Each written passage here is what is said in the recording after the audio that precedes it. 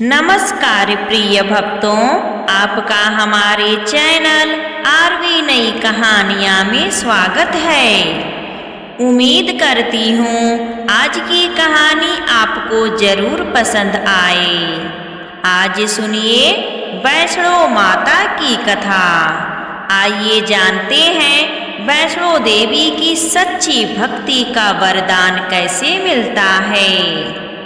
तो चलिए इस कथा को प्रसन्नचित मन से हम सुनते हैं। कटरा के पास स्थित एक छोटे से पहाड़ी गांव में दो स्त्रियां रहती थीं।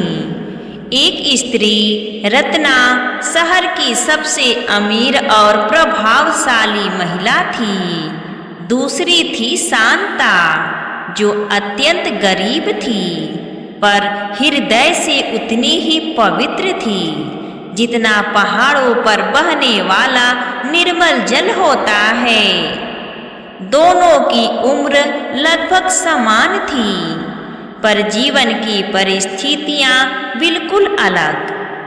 रत्ना के पास सोने चांदी की कोई कमी नहीं थी, जबकि शांता के घर में कभी पूरा भोजन भी नसीब नहीं होता था। शांता के पति का देहांत वर्षों पहले हो चुका था। गांव में लोग उससे दूरी बनाकर रखते थे, क्योंकि वह बहुत ही गरीब थी। कोई उसके घर पानी पीने तक नहीं रुकता था। बच्चे भी उसे दरिद्र बुआ कहकर चिढ़ाते रहते, पर शांता इन सब के बावजूद भी किसी से द्वेष नहीं रखती थी। शांता हर सुबह वह वैष्णो देवी माता का स्मरण करती और गुफा मंदिर की दिशा में दीप जलाती। उसकी आवाज में भक्ति ऐसी होती कि पहाड़ की चोटी से लेकर गांव के नीचे बहती नदी तक शांति छा जाती। दूसरी ओर रत्ना थी। उसके घर में रोज पूजा पाठ तो होता था, पर वह सिर्फ दिखावे के लिए होता। वह पुत्र प्राप्ति की इच्छा से माता की भक्ति करती थी, पर मन में घमंड भरा रहता। गांव के लोग उसके सामने सिर झुकाते और वह उस सम्मान को अपना अधिकार समझती थी। उसे लगता था कि धन और वैभव ही सब कुछ है।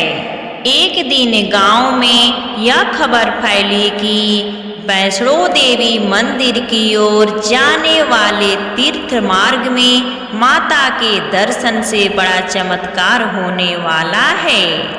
कहा गया था कि उस दिन जो भी सच्चे मन से दर्शन करेगा उसके कष्ट दूर होंगे और जीवन में सौभाग्य बढ़ेगा। रत्ना ने यह बात सुना तो तुरंत यात्रा की तैयारी करने लगी। कई नौकर पालकी, नए वस्त्र, दान पेटियां का ढेर और साथ में कीमती चीजें लाए। वह चाहती थी कि लोग उसकी भव्य यात्रा को देखकर सभी लोग उसकी तारीफ करें।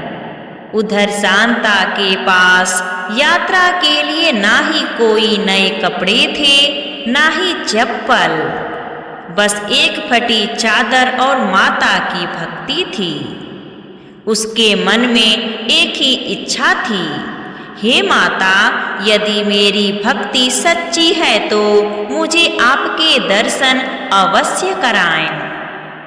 यात्रा का दिन आया। रत्ना की पालकी पहाड़ पर चढ़ रही थी और लोग उसके जुलूस को देखकर चकित थे। वहीं शांता धीमे धीमे पैदल चल रही थी। जगह जगह उसे रोका गया। अरे शांता, तेरी हालत देख, तू चढ़ भी पाएगी?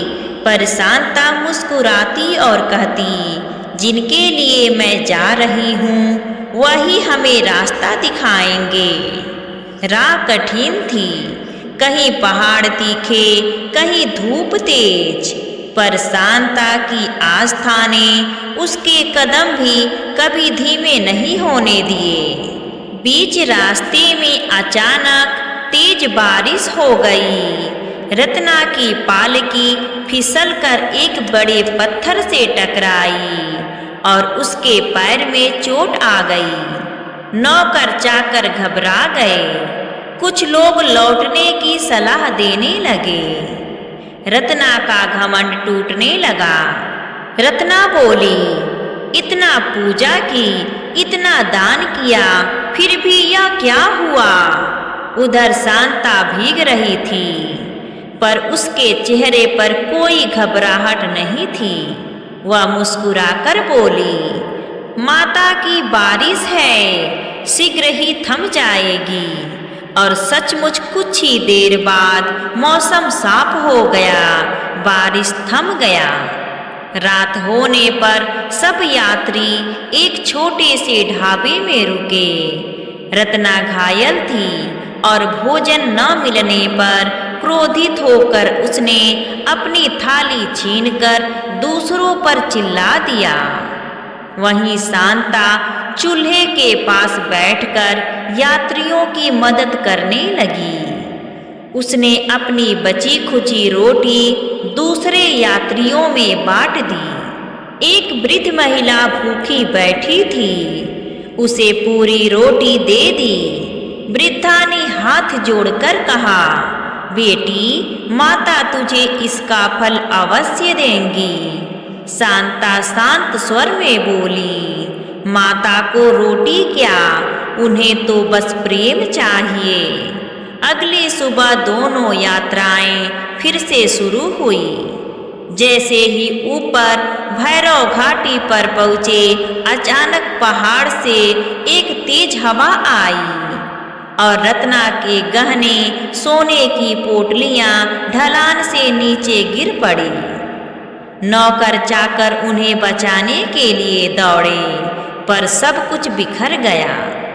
रत्ना चीखती रोती रह गई, मेरा धन, मेरा सब कुछ सब खत्म हो गया, सब बिखर गया। पर कोई मदद को नहीं आया। उसी समय पास से गुजरती शांता ने उसे अपनी बाहों में थाम लिया।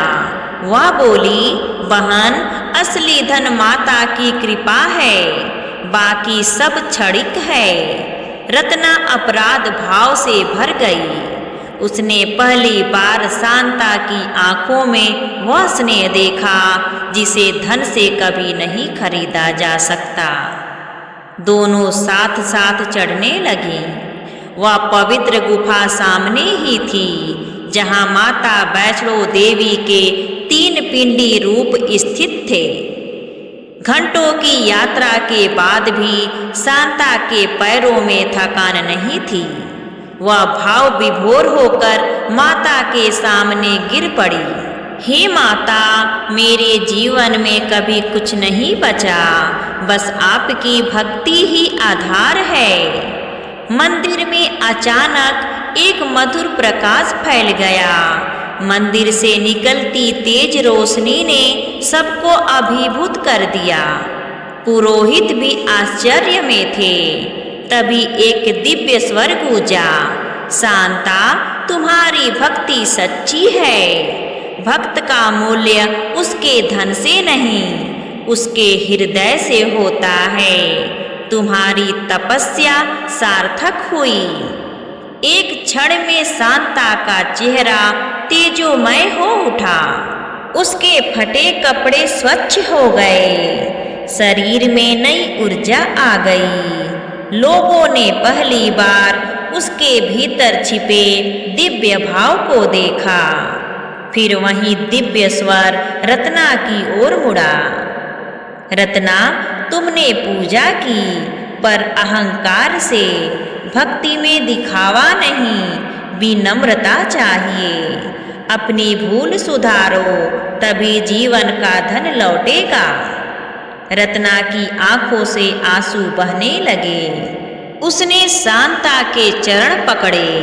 बहन, मुझे क्षमा कर दो, मैं समझ नहीं पाई कि सच्ची संपन्नता भक्ति और सद्भाव में है। शांता ने उसे गले लगाया और रत्ना से बोला, माता किसी से भेद नहीं करती, हम सब उनके ही बच्चे हैं। गांव लौटने पर चमत्कार जारी रहा। शांता के जीवन में सुख समृद्धि आने लगी। लोग उससे सम्मान पूर्वक मिलने लगे। उसका घर भक्ति मंगल से गूंजने लगा। वहीं रत्ना ने अपना अहंकार त्याग दिया। वह अब गरीबों की सेवा करने लगी और माता के दर्शन के अनुसार विनम्र बन गई। धीरे धीरे उसका जीवन भी सुधर गया।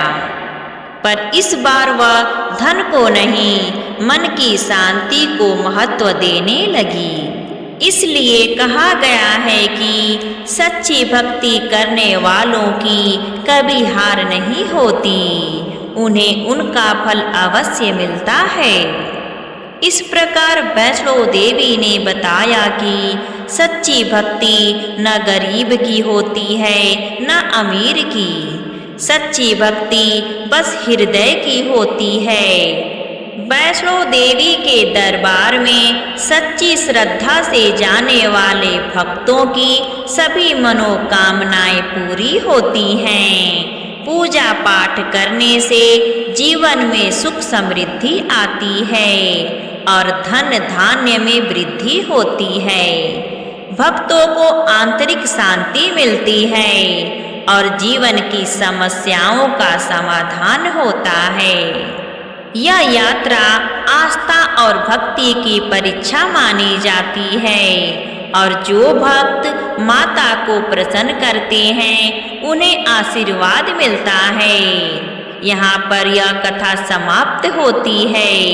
प्रेम से बोलिए वैष्णो माता की जय। प्रिय भक्तों, अगर आपको यह कथा अच्छी लगी हो तो प्लीज़ कमेंट करके हमें ज़रूर बताइए और हमारे चैनल आरवी नई कहानियाँ को सब्सक्राइब करना ना भूलिए, क्योंकि ऐसे ही हर रोज भक्ति कहानी आपको सुनने को मिलेगा। धन्यवाद।